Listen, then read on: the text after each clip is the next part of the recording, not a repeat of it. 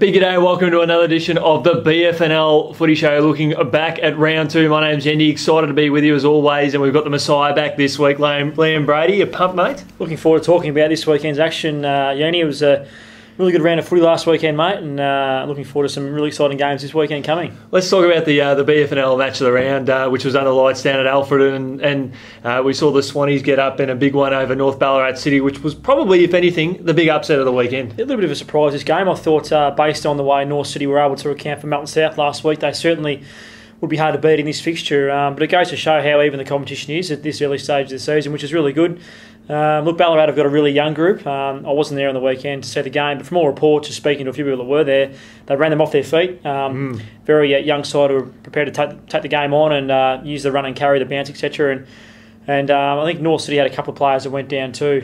Sam Bromley Lynch went down with a bit of a knee injury, so he's obviously a big loss throughout the game. But look, full credit to Ballarat, the way they came out after having that tie the week before against East Point. It just goes to show that they're going to be be hard to beat in different games this year, and I think they'll, might even cause a few more upsets as the season goes on. Yeah, they might even be the team that starts to get hunted as well. North Ballarat City had 10 shots a goal in the final term for a return of 2 goals, 6 and 2 out of bounds on the full, especially when the game was up there for grabs. So bad kicking's bad footy, mate. We've seen that with other games already this year. Yeah, look, you've only looked at the AFL. Saw Essendon play yesterday, and they kicked numerous points in the first half. So look, it's a little bit disheartening for I suppose, from midfield when that happens. You work really hard in the middle of the ground to get the ball down forward.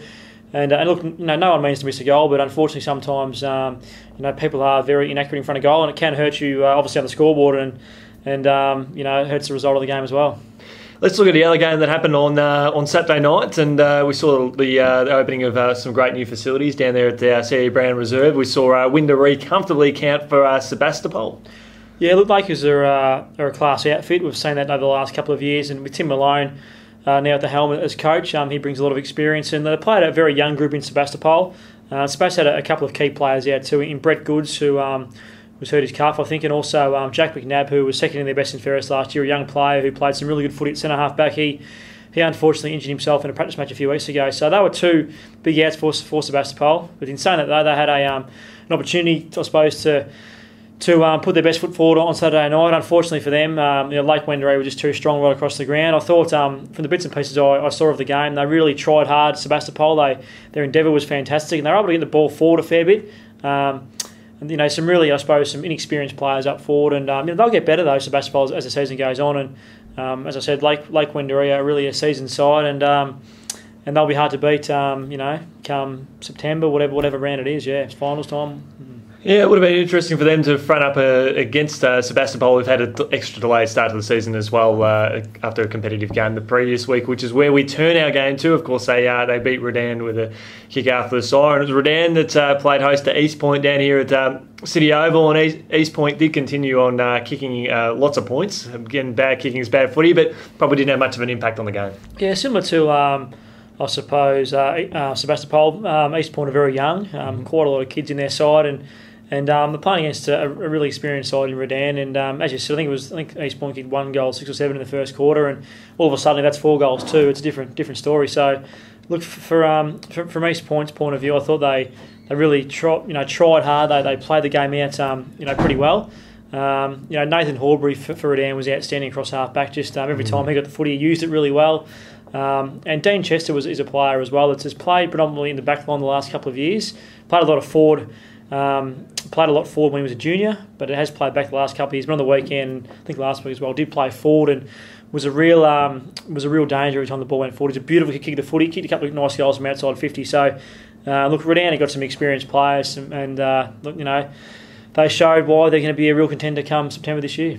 Certainly be watching with them with great interest, and we had the grand final rematch over at Mattingly Park, and Bacchus Marsh just too strong there for Sunbury. Wasn't much of a game in the first half in terms of contest. Bacchus Marsh kicked 6 goals to none, and then Sunbury sort of clicked into gear in the third term, but Bacchus Marsh, the Cobras, kicked away in the final term. Yeah, Bacchus Marsh should have been disappointed with their round 1 loss to the hands of Darley, arch-rival Darley, and they would have come out all guns blazing on the weekend, no doubt, which they did, and had a really good victory. So I think Sunbury were able to fought the game out pretty well, but Bacchus Marshall showed their class. Yeah, they certainly did, and Sunbury, they're just a little bit more experienced, and they'll gel together as a team as the season gets on.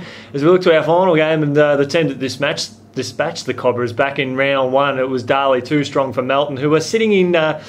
sitting 0-3 at the moment, and not the ideal position they want to be in, but they're traditional slow starters. Yeah, look, Melton have been pretty competitive most of their game. They lost the first game to Melton South by only a couple of goals, and I think on the weekend they didn't start too well, but they were pretty good after half time. So, look, Brad Murphy, I suppose, would be disappointed to be zipping 3, but it's still only early on the season. If they can work on some areas of their game that have been letting them down in the first few rounds, they can. I'm sure they'll be able to work their way into the season and win a few games. And I thought that before the season started, I thought Melton, are certainly contended to make finals this year. So the season's certainly not over for Melton. They've got some work to do. And they played a good opposition in Darley, who they started strongly, well. and then the game started even out a little bit as well, which is what we want to see. Hopefully, it gives Melton a little bit more confidence heading into future games. Mate, thanks so much for joining us we're reviewing the last week's game.